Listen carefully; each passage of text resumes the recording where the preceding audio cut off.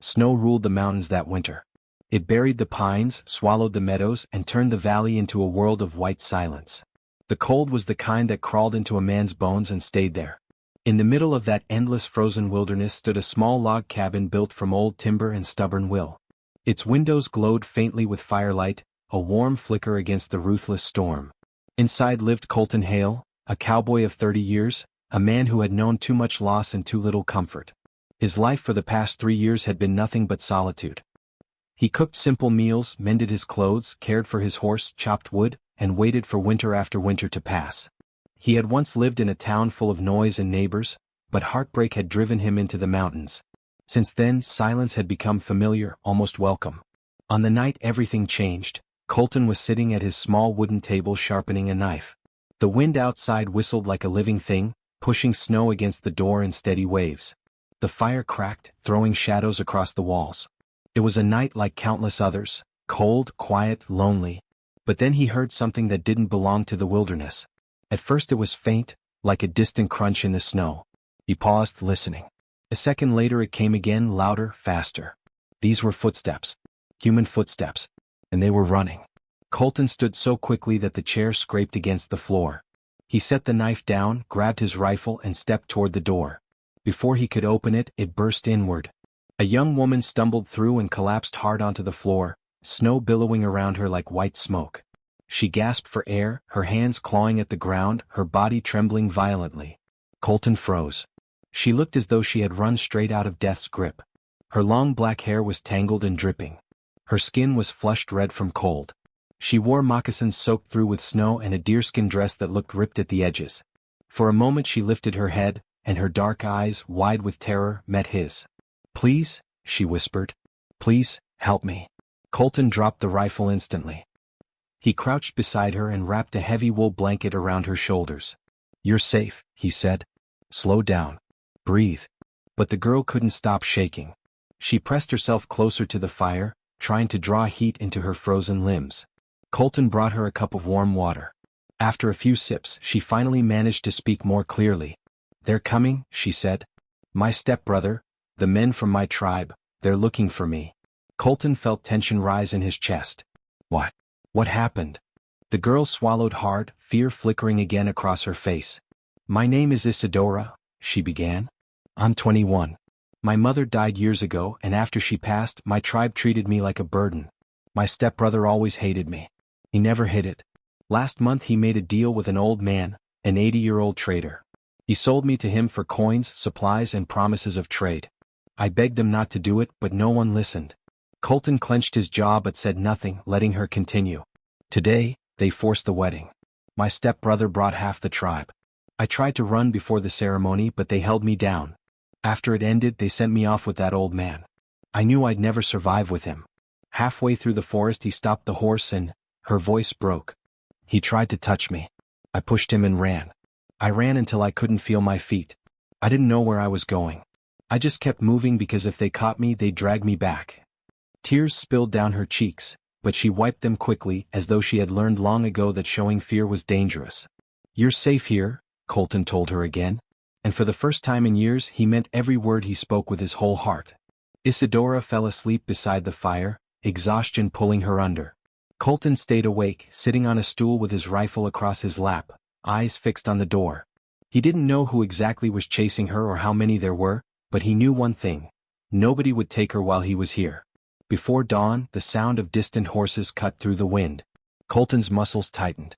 He stood, stepped to the door and peered outside. Figures moved through the snow, 4 or 5 men on horseback.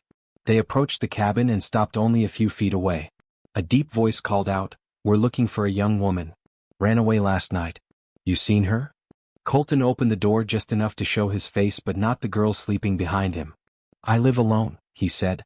"Haven't seen anyone." The men exchanged glances.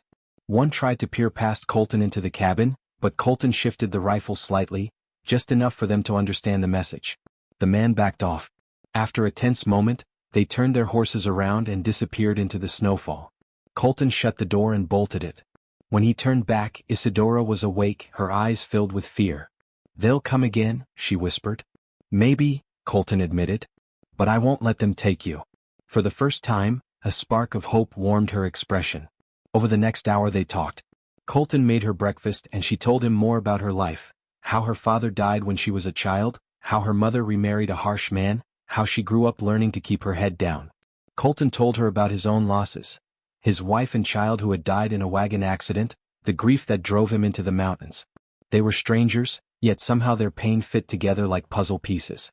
Around midday, more horses echoed faintly across the valley. Isadora went pale. They found the tracks, she said. This time they won't give up. Colton stepped closer to her. There's one way to protect you fully, he said. A way that makes your stepbrother powerless. Isadora looked up, confused. How? If you marry me, Colton said. If you become my wife, they can't claim you. Not by tribal law, not by frontier law, not by anything. You'll have full protection. But listen to me carefully. He knelt in front of her so she could see the sincerity in his eyes. I'm not forcing you. I'll never be like them. This is only if you want it. Shock flashed across her face, then softened into something deeper, trust. You're the first man who ever let me choose, she whispered. If marriage is the only way to be free, then yes, I want it. Colton didn't waste time. He saddled his horse and helped her climb up behind him. Snow whipped their faces as they rode toward the nearest town, a tiny settlement tucked between cliffs. By the time they reached the church, Isadora could barely feel her fingers. The pastor, an old man with kind eyes, opened the door and welcomed them inside. Within minutes, the ceremony began. The pastor lit a few candles, their warm glow dancing on the walls.